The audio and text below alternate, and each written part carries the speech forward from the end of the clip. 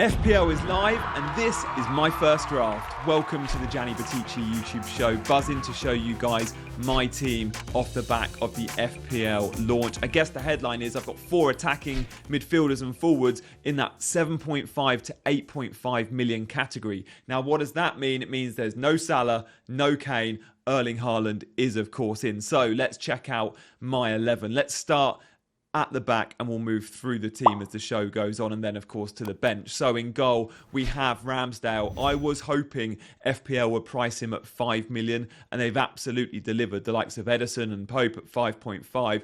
Well, Ramsdale at 5 million will get tons of save points, and when you look at those Arsenal fixtures, I think we need triple Arsenal in our team. Now, for many, maybe myself, that'll be 2 attacking players and 1 defensive player. Now, I thought all the defenders would be like 5.5 million. I'm talking Saliba and Zinchenko and Gabriel.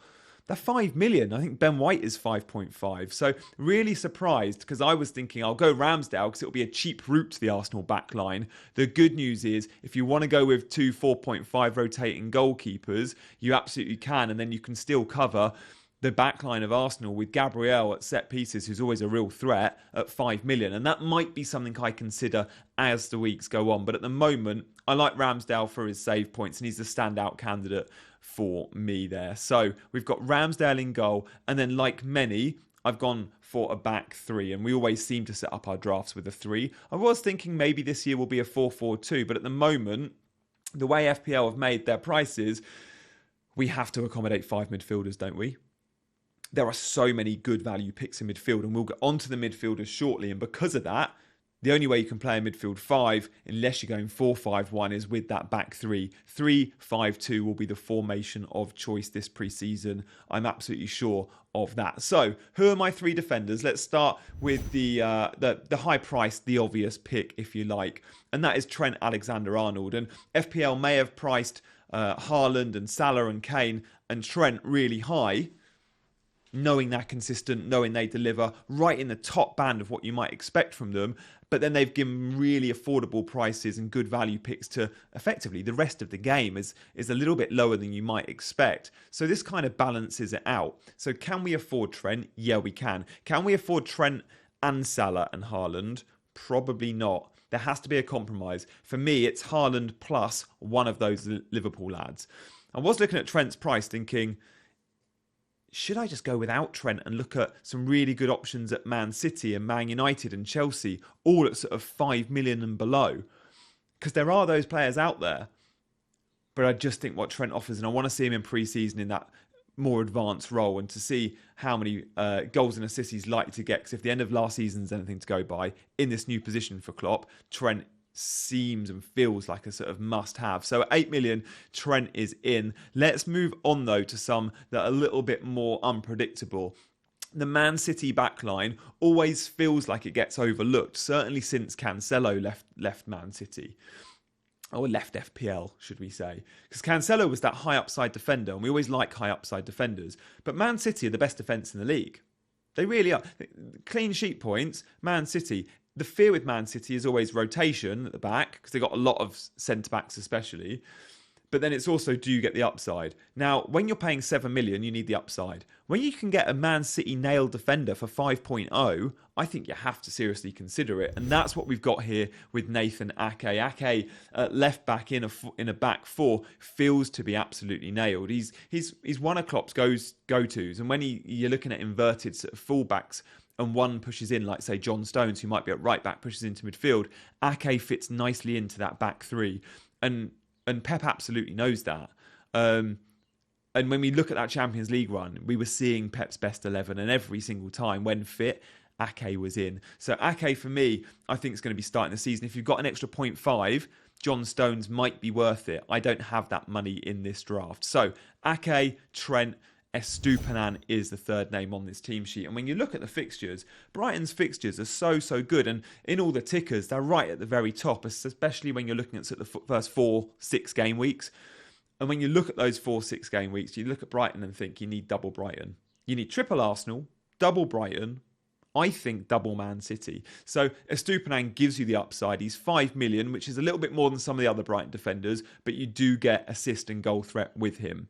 So for me, Estupiñán's a really easy pick. And we should move on now to the midfielders, and we'll stick with the theme of Brighton. So that's my back three. Brighton midfielders. How do you pick between March, Matoma? You could even look at Gross. And now Enciso has been listed as a midfielder. So I've got some data here from Fantasy Football Scout. And Scout sponsor this channel. And I've been in that Scout members area earlier today, going through all the numbers from last season. Now, when comparing numbers, you might look at expected goals or expected assists or just FPL points, or even minutes. But for me, when you convert all those metrics to minutes, and Scout do minutes per expected goal involvement, minutes per goal, minutes per FPL point, that's when it becomes really useful, because it's unfair to compare like for like when you know, for example, Matoma missed the first 10 games of the season. He was on the bench and March was starting all those games.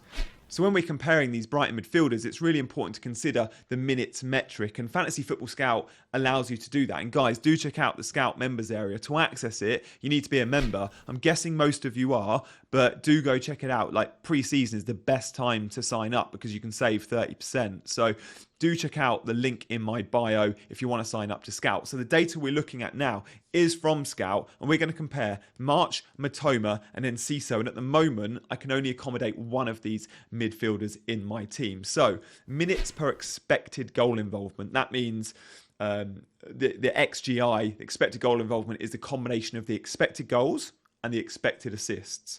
And Enciso comes out on top, 158 minutes passes when he is expected to have a goal involvement against his name. Now, Matoma, not far behind, and then Solly March. When we look at the mins per goal, Enciso comes out on top, 209 minutes per goal. Matoma, second, March, third. And then when we look at minutes per FPL point, again, it's the same order. Enciso at 1, Matoma at 2, March 3. So you're all sat there thinking, okay, this means Gianni's going to just put Enciso in his team.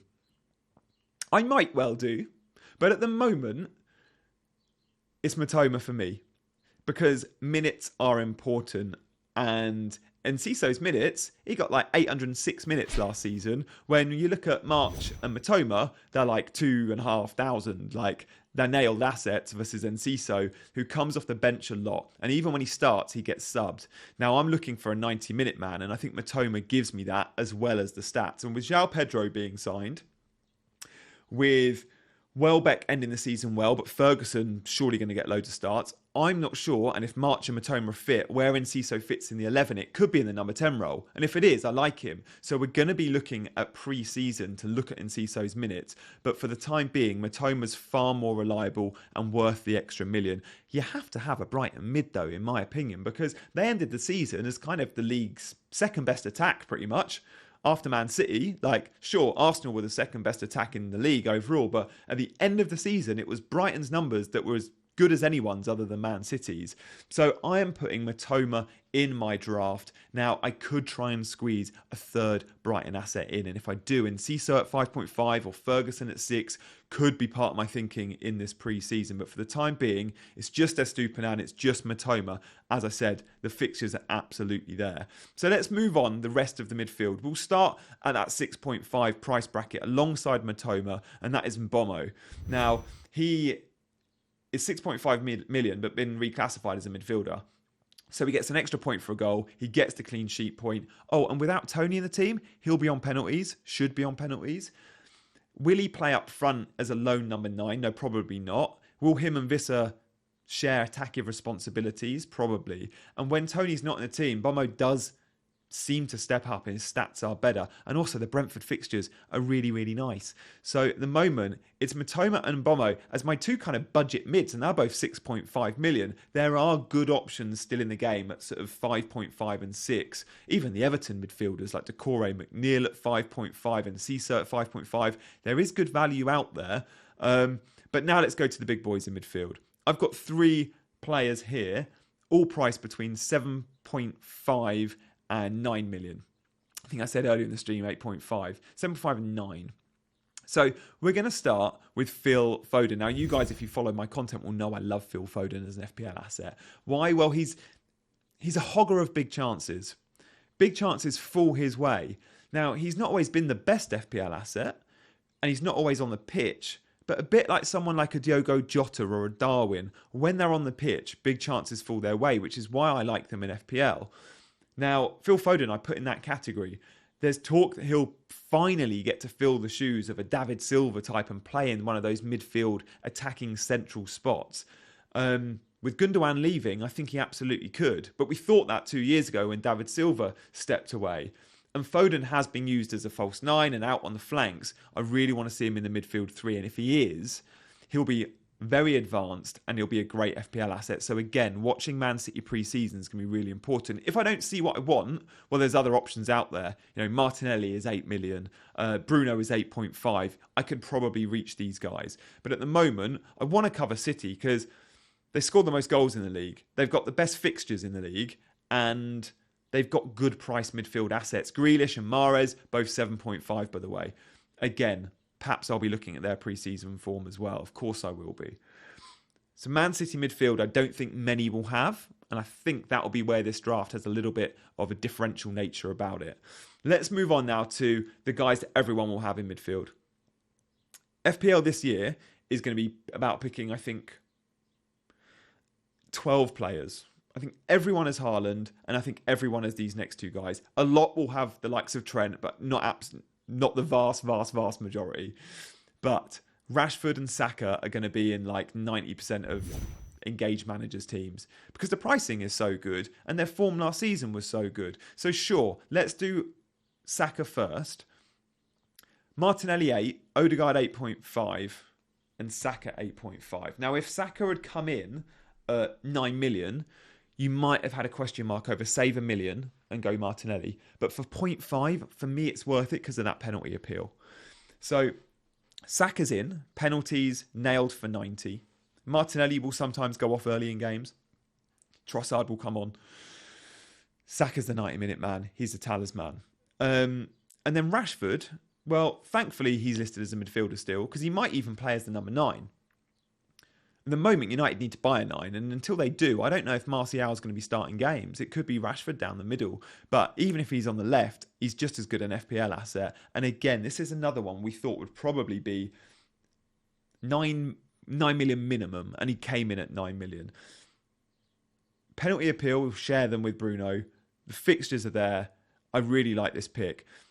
Bruno is 8.5, and I think some will maybe go Bruno instead of Rashford, but I think those that go Bruno will probably have Rashford too, because they're both exceptional value. Two really easy picks at the moment. If you're trying to scrimp on 0.5, you might look at Martinelli, you might look at Bruno, but at the moment, Saka and Rashford feel obvious. Pre-season can change this. It really can. So we'll keep our eyes peeled. And you know, on this channel, I'll be giving you pre-season updates, and on Scout, they do really thorough articles actually, and you don't even have to be a member to access those articles. Really, really useful to watch. Really useful to read up on, I should say.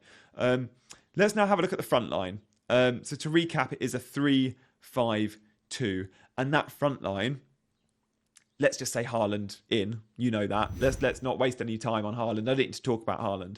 Let's talk about the 8 million option, though, because there are good options at 7.5 as well.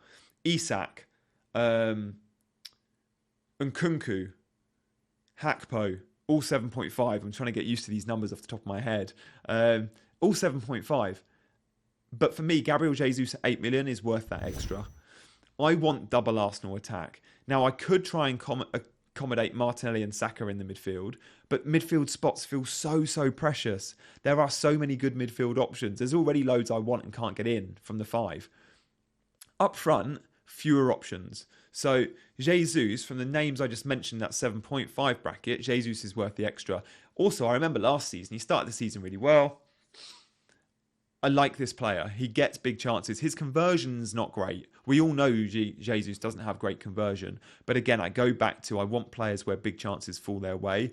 And Jesus does have that. He ended the season really well. I've got fond memories of Jesus from game week 38 where I captained him.